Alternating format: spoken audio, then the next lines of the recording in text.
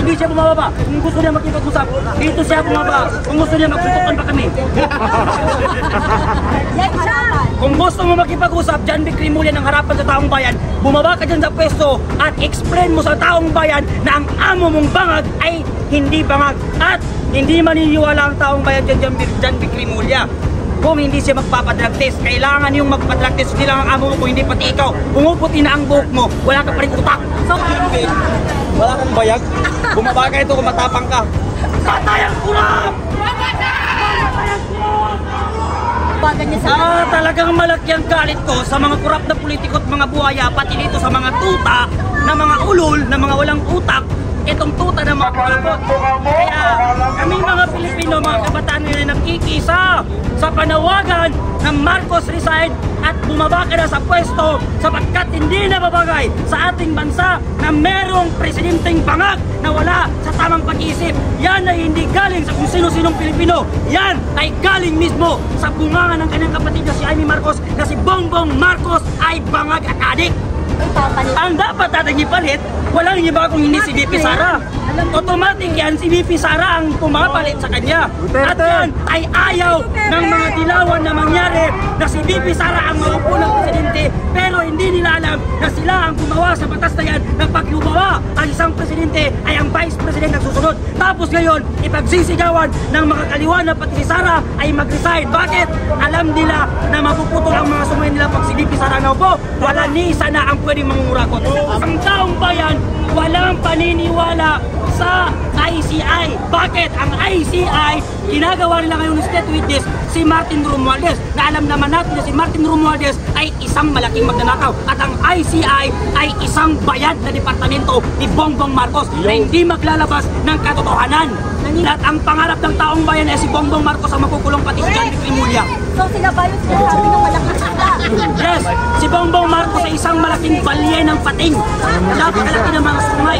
Siya yung tulo ng mga magnanakaw.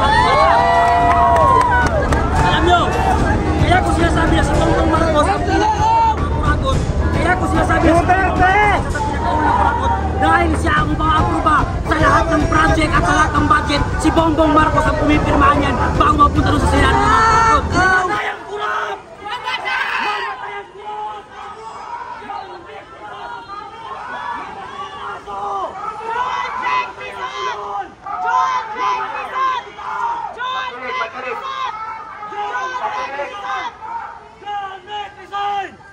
Okay, tayo po ay dumating dito na mapayapa at wala kang bayag.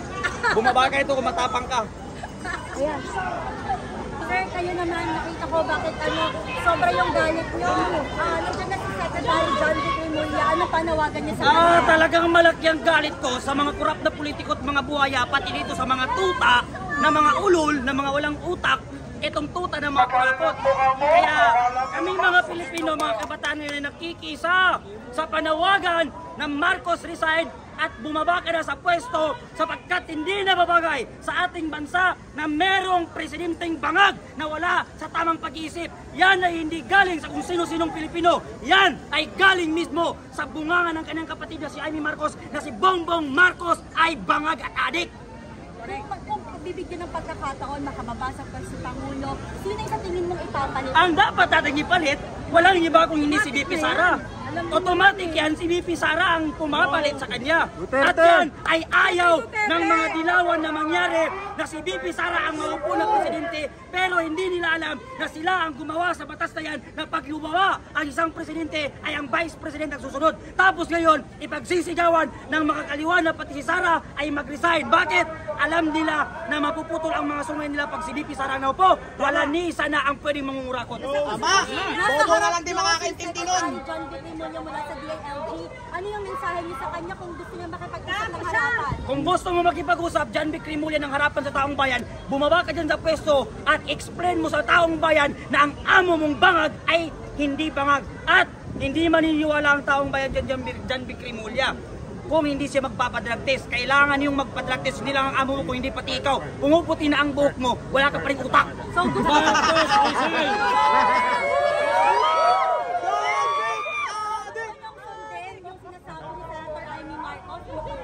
Yes! Kung gusto na ang taong bayan ay maniwala pa sa kanila, kailangan nilang gawin yon para maipakita taong bayan totoo na ang binibintang sa kanila ay hindi totoo. Nagsasagawa na yung ICI ng investigasyon sa mga Hindi na pinakita eh. Hindi. Yan, okay lang yan ang ICI na yan. Ang taong bayan, walang paniniwala sa ICI. Bakit? Ang ICI, ginagawa nila ngayon ng state witness si Martin Romualdez, na alam naman natin na si Martin Romualdez ay isang malaking magnanakaw. At ang ICI ay isang bayad na departamento ni Bongbong Marcos na hindi maglalabas ng katotohanan. Naniniwala ba kayo na hanggang Pasko meron pang makukulong, madadagdagan pa? Sunod-sunod na yan! Sunod-sunod na yan at ang pangarap ng taong bayan ay si Bongbong Marcos ang makukulong pati si John Vic Rimulya. So sila ba yung sinasabi ng malaking sila? Yes, si Bongbong Marcos ay isang malaking balye ng pating. Napakalaki ng mga sungay. Siya yung tutulo ng mga magnanakaw at bansa. Alam nyo, kaya ko sinasabi na si Bongbong Marcos ang pinakauna ng mga kurakot. Kaya ko sinasabi na si Bongbong Marcos isa sa pinakauna ng kurakot dahil siya ang mga-aproba sa lahat ng project at sa lahat ng budget. Si Bongbong Marcos ang pumipirmahan yan bago mapunta doon sa Senado ng mga kurakot. Dapat sinabi sila. Dapat paniwalaan ng Yes, taong bayan. dapat natin paniwalaan na si Jaldico ay isa sa mga kurakot at nagnakaw sa kutang pera ng bayan. Ngayon, si Jaldico lamang ang makakapagturo kung sino ang mga kasabwat at sino ang leader nila sa mga pagnanakaw. At inuuna mismo doon, si Bongbong Marcos ay sangkot sa pagnanakaw sa ating pera. So yung panawagan nyo ngayon, bumaba sa posto. Yes, Lahat. yan ang panawagan namin. Kung hindi makapal ang pagmumukha mo, Bongbong Marcos, bumaba ka na sa pwesto dahil buong sambayan ng Pilipino ang nagsisigaw ng Marcos Suicide, kaya dapat ka na bumaba sa pwesto mo. Yan, kung gusto mo na mahal mo ang taong bayan at mapaganda ang ating bansa, mas mainam na bumaba ka sa pwesto para maging peaceful ang ating bansa. Dahil nakakaya sa lahat ng mga Pilipino at nakakaya sa ibang bansa na ang ating bansa ngayon ay kurakot at ang namumuno sa atin ay wala sa tamang pag-isip. Ano yung ginagawang rally, protest rally dito sa Recto? Masusundan pa ba ito? Yes, masusundan to hanggat hindi bumababa at napapakulong ang mga politikong sangkot sa anomalya. Pero hindi naman magagaya na nangyari sa September 21 protest rally. Nagkaroon ng mga komunista So, yun eh. hindi natin yun gagayahin pero hindi natin sila mapipigilan kung kaya gagawin nila yun dahil sa tagal-tagal ng panawagan natin na bigyan ng hustisya at karapatan at naikulong. Mapanagot ang mga politiko hanggang ngayon wala pa rin kami nakikita. Kaya kung meron man sa mga grupo, political organization ang gumawa ko nun, hindi namin masisisi. Dahil yun ay galit nila at dapat lamang yan sa mga politikong magnanakaw. Salamat sir. Wala po kayo saan sir? Wala ako sa Mindanao, kaya kung ang bala sinasalubong ko yung supina pa kayo ng NBI. Ngayon, ngayon si John Vic Rimulya! Ipakita si John Vic Rimulya andun! Si John Vic Rimulya andun, ipakita niyo. Oh, ayos John Rico.